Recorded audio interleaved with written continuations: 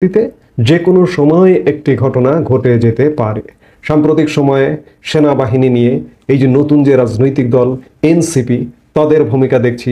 এনসিপির নেতা হাসনাত আবদুল্লাহ, দক্ষিণাঞ্চলীয় সংগঠক, তিনি ফেসবুকে গত পরশু রাতে পোস্ট দিয়ে সেনাবাহিনী সম্পর্কে নানা রকম বেফাঁস মন্তব্য করেছেন।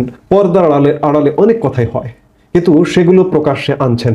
সেনাবাহিনীকে এতে করে মানুষের মাঝে খাটো করছেন, ছোট করছেন। আবার দেখুন, আর একজন উপদেষ্টা আসিফ মাহমুদ সজীব ভুইয়া 5 আগস্ট সময়কালে সেনাপ্রধানের সাথে কি কথা হয়েছিল সেগুলো প্রকাশ করছেন। আমরা সেই ভিডিওটা একটু দেখে আসি, তাহলে আমাদের কথা বলতে আরো সহজ হবে। সেনাপ্রধানের দিক থেকে মূল ভেটোটা ছিল যে ডক্টর মোহাম্মদ ইউনুস কেন, why not any other person. Doctor Mohammad Yunus নামে মামলা আছে, তিনি একজন কনভিক্টেড পার্সন। একজন কনভিক্টেড পার্সন আসলে কিভাবে একটা দেশের প্রধান উপদেষ্টা হতে পারে? আওয়ামী লীগ একটা লোককে একেবারেই দেখতে পাচ্ছে না, এবং বাংলাদেশে তো আলটিমেটলি 30-40% পিপল আওয়ামী লীগকে সাপোর্ট করে। এই 30-40% পিপলের মতামতের বিরুদ্ধে গিয়ে একটা লোককে প্রধান উপদেষ্টা করা উচিত?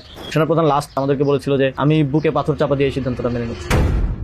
দেখুন, আসিফ মাহমুদ সজীব ভুইয়া এই ধরনের কথা বলবার মাধ্যমে, কথা বলার মাধ্যমে তিনি আসলে শপথ ভঙ্গ করলেন।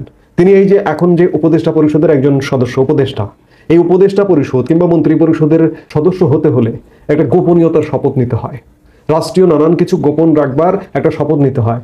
এই যে সরকার গঠনটি, এটিও কিন্তু গোপন বিষয় ছিল, এটিও কিন্তু জনসম্মুখে আসবার বিষয় ছিল না। সেনাপ্রধান মোহাম্মদ ইউনুসকে চাননি। এতে খারাপ কি হয়েছে? সঠিক হয়েছে, কারণ মোহাম্মদ ইউনুস সেই সময় মামলার আসামি ছিলেন। বাংলাদেশে 30-40% আওয়ামী লীগের সমর্থক, আওয়ামী লীগের ভোট আছে, সেটি আজকে 30-40% নয়, আজকে 60%-এর বেশি। কোনো মিথ্যে কথা তো বলেননি। সেগুলো নিয়ে এখন নানা রকম রং ছড়ানো, কাদা ছড়ানো চলছে। এগুলো কেন? আবার দেখুন, আজকে আমরা যে মুহূর্তে কথা বলছি তার খানিক আগে এখনো সেটির রেশ রয়ে গেছে। শাহবাগে এনসিপির সমাবেশ হচ্ছে আওয়ামী লীগের নিষিদ্ধের দাবিতে।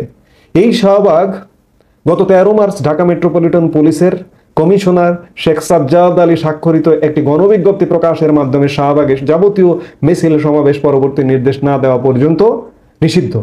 অথচ আজকে এনসিপি সমাবেশ করলেন। এবং শুধু তাই নয়, নানা রকম সেনাবাহিনী নিয়ে নানা রকম দেশি বিদেশি কুৎসা রটানো হচ্ছে। আমি আগের ভিডিওতে বলেছি যে বাংলাদেশের পুলিশ, বাংলাদেশের বিজিবি, বাংলাদেশের আনসার, বাংলাদেশের র্যাব, বাংলাদেশের প্রশাসন সবকিছু ধ্বংস করে ফেলানো হয়েছে। সেনাবাহিনী এখনো ঐক্যের প্রতীক হিসেবে দাঁড়িয়ে আছে। সেই সেনাবাহিনীকে ধ্বংস করবার নানা রকম উস্কানি জারি রেখেছে দেশ থেকে এবং বিদেশ থেকে। সেনাবাহিনী যদি এখন পর্যন্ত এটি হজম করবে না, আমি বিশ্বাস করি প্রস্তুতি চলছে। কারণ সেনাবাহিনী দেশের সর্বোচ্চ জায়গাটি, সর্বোচ্চ আস্থার জায়গাটি, দেশ রক্ষার সর্বোচ্চ সেনানী যারা, তাদেরকে নিয়ে কলঙ্কিত করবার একটি পায়তারা চলছে সাম্প্রতিক সময়।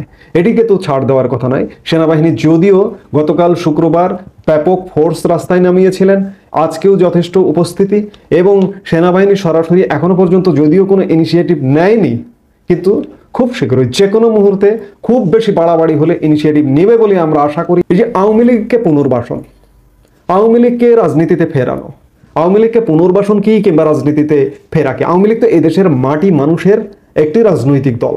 আওয়ামী লীগে দুষ্ট লোকজন থাকতে পারে, তাদের বিচার হবে, তাদের বিচার আওয়ামী লীগই করবে, অন্য কারো করা লাগবে না। সেই জায়গা থেকে আওয়ামী লীগ ফিরবে। অনেকে বলছেন সেনাবাহিনী কেন রাজনীতিতে হস্তক্ষেপ করছে, সেনাবাহিনী কেন মাথা ঘামাচ্ছে? সেনাবাহিনী তখনই মাথা ঘামাচ্ছে যখন বাংলাদেশের রাজনীতি ফেল করছে, যখন বাংলাদেশের রাজনীতি সিদ্ধান্ত নিতে পারছে না। আজকে 5 আগস্ট পরবর্তী সময়ে যে ঘটনাগুলো ঘটেছে, এগুলো কি সেনাবাহিনী ছাড়া সম্ভব হতো? সেনাবাহিনী যদি এগিয়ে না আসতো এটি সম্ভব হতো? আজকে যখন ঘটনা ঘটেছে, ঘটনা যখন আপনাদের অনুকূলে, তখন বলছেন সেনাবাহিনীকে। বাংলাদেশের মতো দেশ, এইসব তৃতীয় বিশ্বের অনুন্নত দেশগুলোতে সেনাবাহিনী কখনো কখনো কিরণকের ভূমিকায় পালন করে, সেনাবাহিনী কখনো কোনো মোড় ঘুরিয়ে দেওয়ার ভূমিকায় অবতীর্ণ হয়। আজকেও দেশের এই ক্রান্তিকালে, দেশের এই সংকটকালে, দেশের যে পরিস্থিতিতে নিয়ে যাওয়া হয়েছে এবং যে সমস্ত হুমকি ধামকি শোনা যাচ্ছে, বিশেষ করে আজকে যুদ্ধটা আসলে স্বাধীনতার পক্ষের এবং স্বাধীনতার বিরোধীদের। এই স্বাধীনতা বিরোধীদের কাছ থেকে, স্বাধীনতা বিরোধীদের পক্ষ থেকে যেসব হুমকি ধামকি শোনা যাচ্ছে, সেগুলো দেশের স্বাধীনতা, সার্বভৌমত্ব বিরোধী হুমকি। এই সার্বভৌমত্ব বিরোধী হুমকি আমি বিশ্বাস করি যে সেনাবাহিনী এগুলো দমন করবে, কারণ দেশের স্বাধীনতা, সার্বভৌমত্ব রক্ষা করার দায়িত্ব সেনাবাহিনীর, এবং সেনাবাহিনী সেই প্রস্তুতি সম্পন্ন।